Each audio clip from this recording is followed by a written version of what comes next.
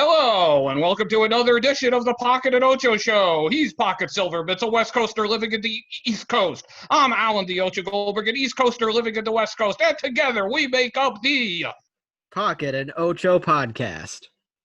And welcome everybody to another exciting edition, a special Cinco de Mayo Pocket and Ocho podcast. That's true. It really snuck up on me. I didn't even have my Cinco de Cuatro celebration. I know. Star Wars, May the 4th day. Couple. No. You know what Cinco de Cuatro is, right? I actually do not. Do enlighten me. No, it's just the Arrested Development joke. Oh, right. Yes. During the gas leak season. Yeah. No. Yeah. Yeah. Let's not talk about the comeback. Yeah. So the blues are always good for some entertainment, Oh my God, yeah. Even their bad season, it's rewatchable for me. So true. Every episode had something, and when you rewatch it, you find something you've missed the first 500 times. Yeah, and did you see the Netflix re-release of the 4th season? They have not. They took it, recut it, and then re-released it as like season 4 remix or something, and there was a whole people were upset because they were re-releasing content. They took the stuff that they I guess commissioned or bought, and then they did some stuff to it and re-released it, and so people's managers or whoever were not happy. But nothing for free. We can't give away anything. Yeah, this is what happens. This is why we need to lawyer up once this show gets released. Because if someone re-releases it, yeah. Did you have an interesting Cinco de Mayo? So I did a virtual Zoom because this is the social networking drinking. We watched a really cheesy movie, and we turned it into a drinking game and drank some Coronas because, hey, it's coronavirus season time. Yes, it is. We need to support the company. They've been hit pretty badly, so we felt drinking Coronas was it appropriate for Cinco de Mayo. Yeah, I mean, like, when coronavirus first started, right? I was like, someone in Corona's headquarters in their advertising department must just come out with Corona, not that Corona, right? Just rebrand Corona beer to be not that Corona beer. Yeah. Anyhow. Somehow use the publicity for your own good. Yes. Somehow turn the negative publicity into a positive. Yes, you have to, right? The sales are going down, so like you gotta do something. Yeah. What movie did you watch? So, Shaun of the Dead. Ooh, that's a good one. That came up today. Did it really? Yeah, someone was watching something that Spaced, if you're familiar. Spaced is a TV show that they did together before Shaun of the Dead. And he's like, yeah, it was a super weird show. I'm like, yeah, but it paved the way for Shaun of the Dead and Scott Pilgrim versus the World. Right. It's very true, Do you want to give a heads up on what people should be looking forward to today? Absolutely. We have 2 guests on our show. Our first time we're going from 1 guest to 2 guests. We're expanding the repertoire. We have Phil Abramson, a rocket engineer who also adopted a dog living in Long Beach, California, to talk about the quarantine experience, and Ariel Gross-Werner, a very smart girl who's been working at Trader Joe's during the early stage of the quarantine, to tell us about the differences and life working at a supermarket during quarantine. Yes. Oh, I'm excited. Yeah, it's going to be fun. They're both going to be great guests. I am really excited. They both agreed to join the show. Last week, David Deutscher was great. Every week, we're just going to keep bringing you great guests with interesting things to say. Hells yeah. So speaking of supermarkets, I got a story for my trip to the supermarket today. Stop everything and tell us. So all of a sudden, I needed to get avocados and limes. Cinco de Mayo, got to get the proper fruit.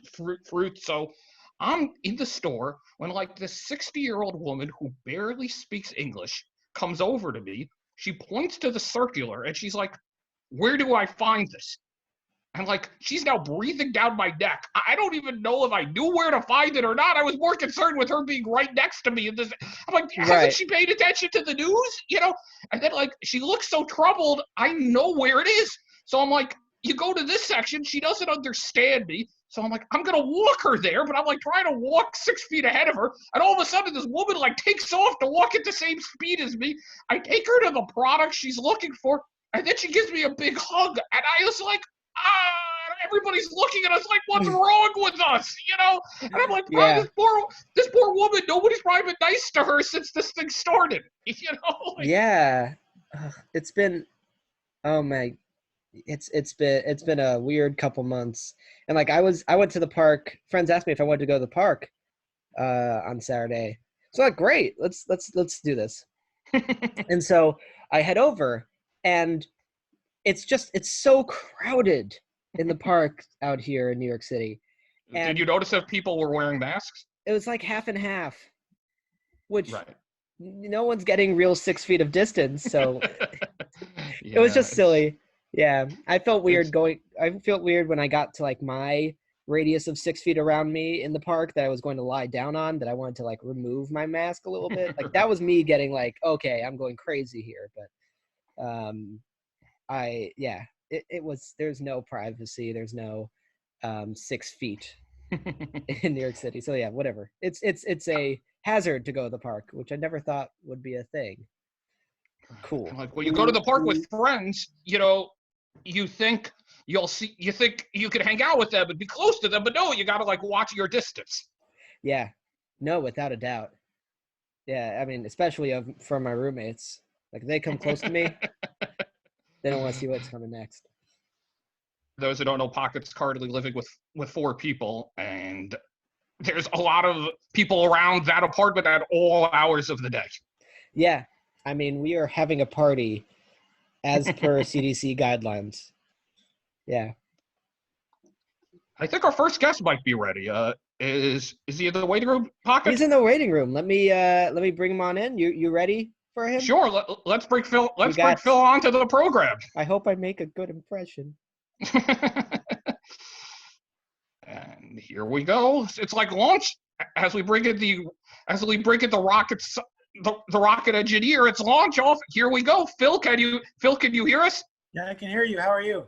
Good. Let's welcome Phil Abramson to the show today. Phil is a rocket engineer who has worked for some of the biggest names. He's worked for SpaceX. He's worked for Virgin Rocket, and he's currently working for. Actually, where are you currently working, Phil? Relativity Space.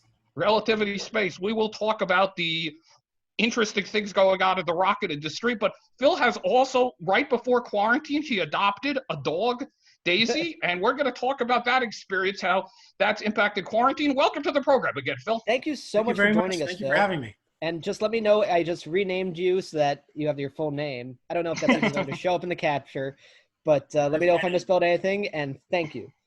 Once again, I'm Ocho, he's Pocket, and he's Phil Abramson joining us right now. Thank you. So first off, you're a rocket engineer, correct? Yeah, I'm a mechanical engineer, but I've been cool. All my work for the last 10 years has been in the aerospace field. Basically involved not necessarily in the rocket itself, but on the support systems for the rocket, for the rocket stand. So when I worked at SpaceX, I was involved with building the test structures that would test the assorted engines and individual engines in the stage. At Virgin Orbit, I did structural testing, so I built the stands that did that applied various structural loads on the rocket for qualification testing and then acceptance testing. And right now, I'm involved with building up. I'm a launch engineer, so building the launch infrastructure for the stand that's going to be in Florida. So right now, it's we're still Relativity is still in the startup mode, and it's hoping to launch in, I believe right now in the end of summer 2021. We'll see how much the shutdown affects us in terms of how much of delay that would be. But it's pretty cool because with relativity, big niche is involved with 3D printed rockets. So that's a large part of the technology. We're 3D printing the tanks, 3D printing engines. So it's a pretty cool technology and being and able to play a part in that. That is so cool. Like, no matter what, you're still able to, like, you're still working on rockets. I don't know. Do you ever, I mean, this is a really stupid question. Do you ever? There are no stupid questions. Well, I mean, I'm about to challenge that thought. Do you ever challenge what someone's saying when they're saying it's not that hard, and you say it's rocket science? Like, do you ever get a chance to use the stupid line? I don't. I mean, the thing is that like, it's not rocket science to do this. It's rocket science to do this. Yeah. You know, today it is.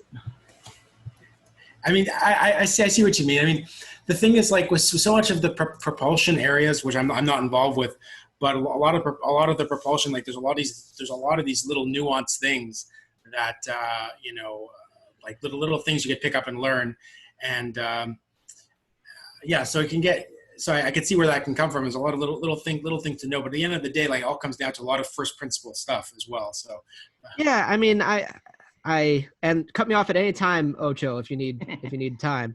But, like, I remember hearing, was it Musk talk about rocket science, and and people were like, "Hey, how the hell did you do this?" And he's like, "Well, I read a lot of books."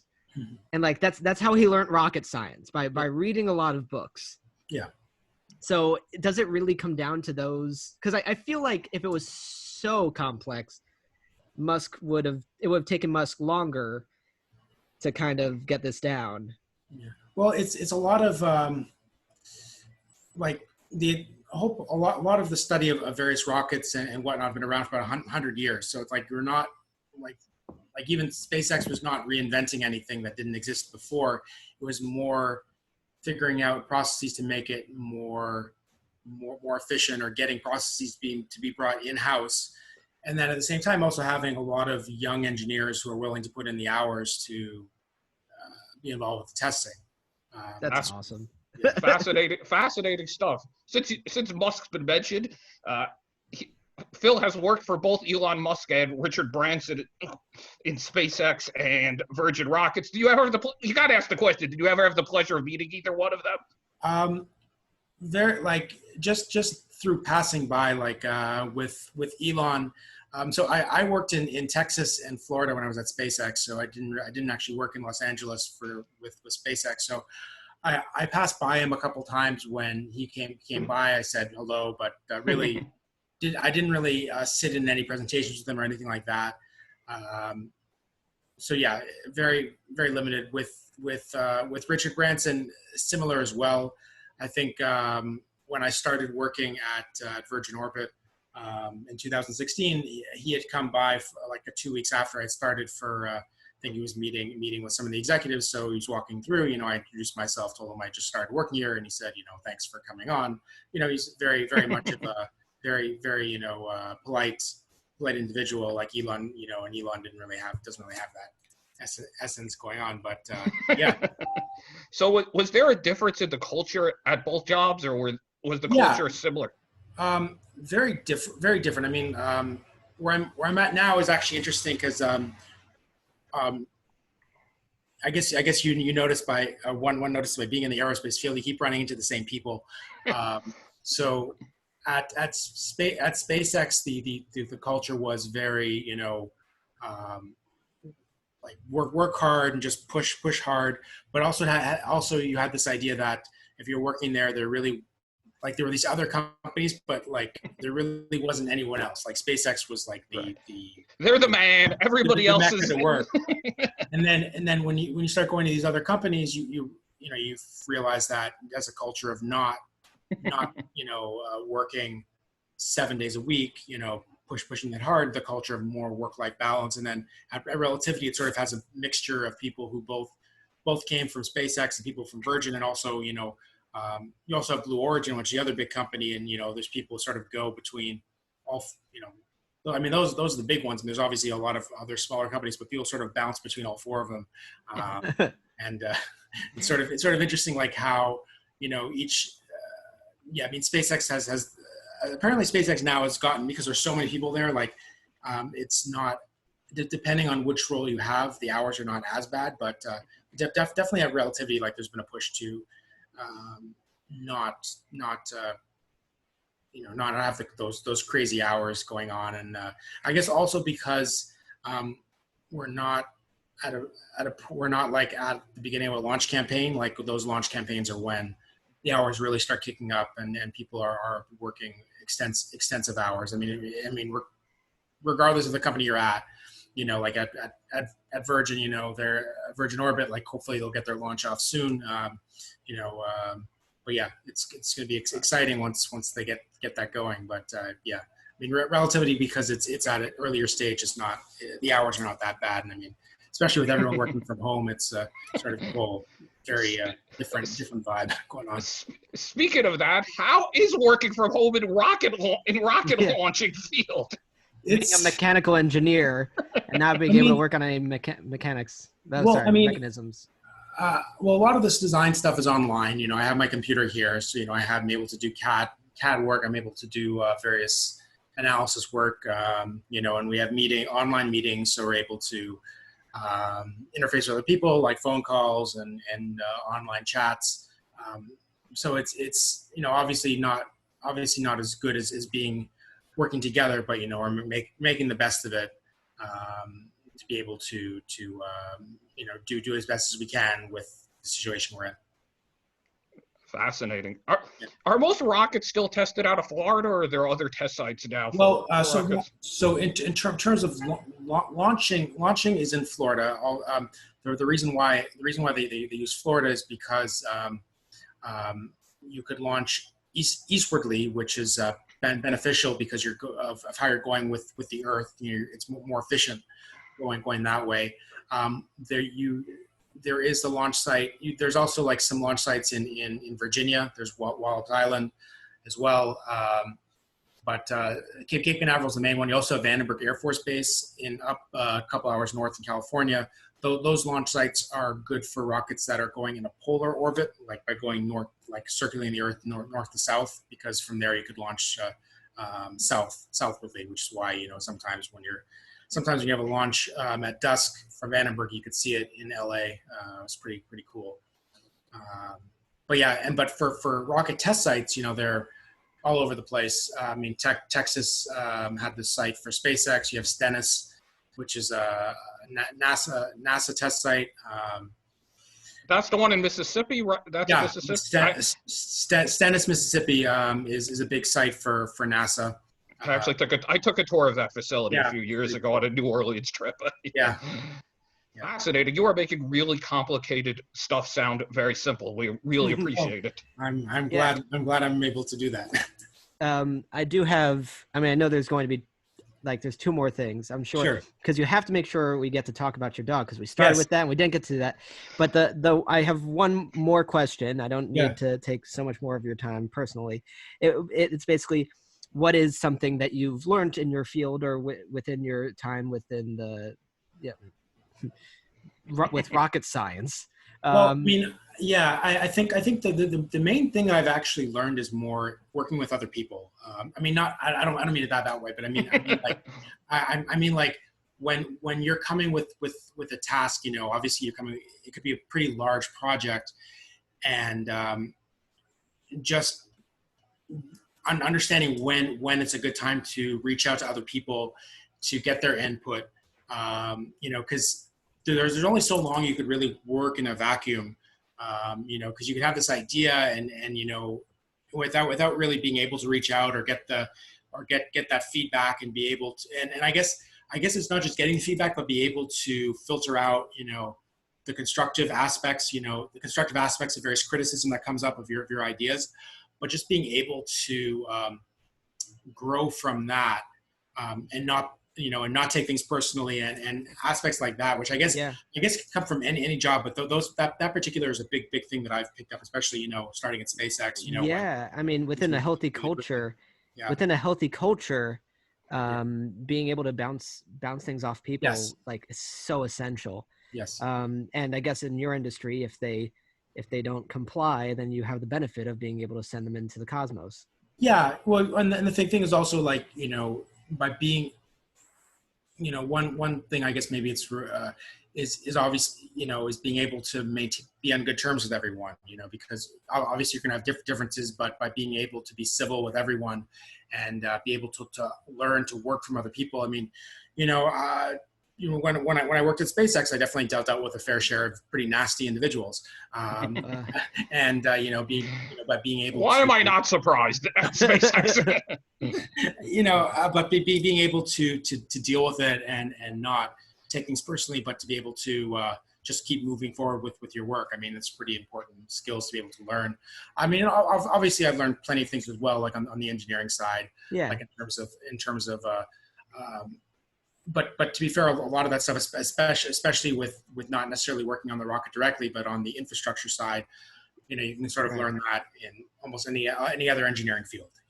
Cool. It's just that you're interfacing with the rocket. But yeah, I'm software. I'm not mechy. Yeah. I wish I was sometimes. I have my Steve Wozniak book and electrical engineering for dummies. Yeah. But that's that's it. Last question on is, growing up, were you a big fan of rockets? Was this something you ever imagined working in, or did you sort of stumble into this as a career? It was more stumbling into it. Like I definitely was interested in it, but it wasn't like, I definitely thought it was pretty cool. Like I remember watching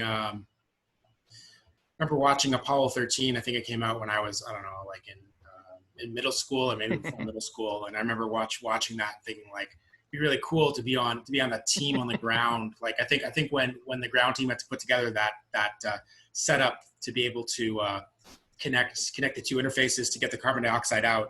And I'm thinking like, that'd be really cool to be on that team who was on the ground, like problem solving that. Wait, really? Yeah. That's amazing. Well, I mean, just thinking like, I was never really interested in like actually being the person going on the plane, but just right. But it's funny that you didn't say that like building that rocket. You said on the ground doing what you were going to do in the future. Well, I mean, because I guess I always like putting things together and stuff like that, being able to work on that stuff. Yeah. Yeah, but I mean, like, you weren't putting together the rocket there. You're yeah. It's just interesting that it's prophetic. Yeah. Right. Is that, am I using the term correctly? Yeah. Yeah, that's good job, Pocket Man. Thank you.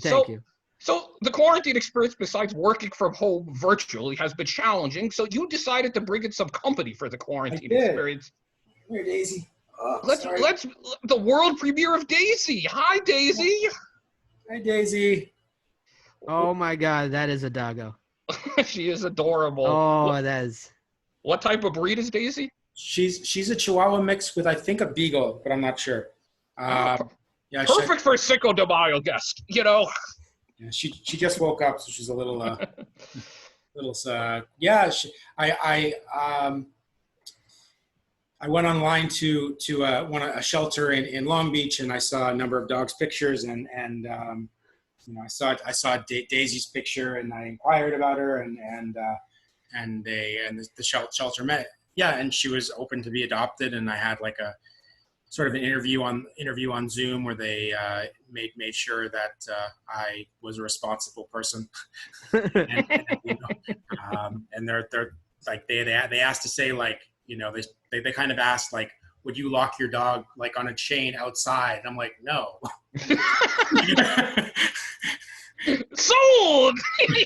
You won't stick the dog in the microwave? Well, congratulations. Here's a dog for you. Yeah, well, I mean, it's stuff like that. I mean, and they kind of said, if the dog had like a medical expense, would you be able to pay for it? I'm like, yeah, right. Like little things like that. They want to make sure that I would be responsible. Yeah. Have you considered getting a dog before these restrictions were put in place, or? I had considered. The thing was that every time I thought of it, I'd always thought of like the downfall, not the downfall, but I'd be like, it'd be great to have a dog, but I work a lot of hours. Or great to have a dog, but let's say I want to go somewhere, or let's say, like, for example, like I'm going to an event after work, and in Pico Robertson or wherever, and I'm not at home for 16 hours straight, that wouldn't work if I had a dog. But then I started thinking, being in quarantine, I'm like, I could always make things work. I could figure it out. Like, for example, doggy daycare or a dog walker or things like that. So once I get back to work, and we're able to go into the office, like, I'll make everything work. Yeah. So was this your first dog, or did you grow up having dogs as pets? I grew up with a dog. It was actually my grandparents' dog initially, and then when the dog was like 4 or 5, like my grandparents, it became too tough for them to walk the dog, so the dog started living with us. So he essentially became our dog. So for like the second half of the dog's life, it lived with us growing up. So I think between like me being 6 and 20 was when that dog was around. So, that dog was living with us, through my teenage years at the beginning of college. Wow. Yeah. So you definitely went into getting a dog prepared. This wasn't like jumping out of a plane without a parachute, which leads us to a perfect segue to our next topic. Phil Abramson actually owns a parachute. Has he skydived out of planes over 100 times? Is that accurate, Phil? It's actually, I think, 615 times. Damn! No. Yeah. Really? Yeah. Well, I mean, I haven't jumped. My last jump was March the 8th. So it's been a while since all the drop zones are. How do you count at that number? Like, how do you? Because like after a certain amount of times, I'm like, oh, I don't know how. Like, it's like my age. I don't know at this point. Well, the thing is, it's sort of like a community of people who do it, and okay. And obviously, like I'm not like I'm certified, so I got once I started doing it, like I got my license to be able to do it, and I have my own parachute. Yeah, I've been doing it for. I think my first jump was in 2007, and when I was living in Atlanta, and yes, I got certified there, and and I've everywhere I've lived, I've gone jumping. Like I think, as you can imagine, like 2007 was 13 years ago, so that's roughly on average like 50 jumps a year. So I think every maybe some like a couple Sundays a month, like I'll go out do like 2 or 3 jumps. Yeah. Have you ever landed in bushes or at any crazy landings on a jump? So I did have not in a bush, but when I was jumping when I lived in Florida a few years ago, I had this one jump where basically the way the wind was coming, I ended up landing next to right next to a highway. Boy. Ended up like what happened was that where I opened and the way the wind was coming, like it was either, it wasn't like I was next to I was still probably like 30 feet away, but it was like the main open area that I could land on. That was just based on how things were. It wasn't like a highway. It was more just like a PCH-esque highway. But yeah, when I jumped in Atlanta, I had one jump in particular that I had, like I came in pretty fast. I ended up knocking the wind out of me really good. So that was sore for about like 2 or 3 weeks after that. Do you ever? I hope we still have time. Did you ever like take weird things, get weird photos from the sky? Yeah, well, like jump. I like the people who take skateboards with them for no apparent reason. So I haven't done anything like skateboards, but like little things like like those tubes, like in swimming pool tubes. Oh yeah, inner tubes. That or whatever it's inner tubes. I've seen people go with. I've gone with like little rubber duckies, and then the goal was to like land with them so they wouldn't fly off, and okay. I thought you'd just like throw them up in the air and take a photo. Yeah. So one might think that skydiving is a social distancing sport. You're in the air, there's nobody around, so maybe you could come. Well, it's the airplane which is the issue, not really the issue, but like you're sort of like really not stuck, but like the air like you're in you're close to each other, like Right. You're sort of bunched up pretty tight. You have you put 22 people on the plane. I know there was an email from the drop zone I go to kind of saying that they anticipated, when they start opening, they'll probably have the planes only half full so they can keep people far apart. And, and they said, on the plane, everyone needs like a full face helmet, which I don't really have anyway, but when I'm on the plane, you normally open it because it gets pretty hot. But, this way you're containing your breath. Phil, you've been a fascinating guest. We have so many more questions for you. We hope you'll come back a different time, but we thank you so much for joining us tonight, Phil Abramson. Thank you for having me on your show. Thanks for coming, man. This was exciting. I learned a lot. Definitely, yeah. All right, I'll talk to you guys later. Sounds good. Thanks so much again, Phil. Bye. Wow. So much information from that interview. No, I mean, I'm just digesting. The aerospace industry is that I'm like second guessing myself at every turn, right? It's just nice to have someone who knows what they're talking about when they're talking about he's legitimate. You knew everything he was saying was spot on point. You know this is the life you lived. Thank you for saving me there. It's essentially what I'm trying to get at. Right. So my question is, should we do this in a second part? Because we actually have we didn't upgrade yet to the Zoom Pro. So let's cut it here. Sure. And come back for part 2. And we'll publish it with this. Sounds good. All right. So we're going to be right back, Ocho. Sounds good, Pocket. Looking forward to the return. Part 2 coming up soon.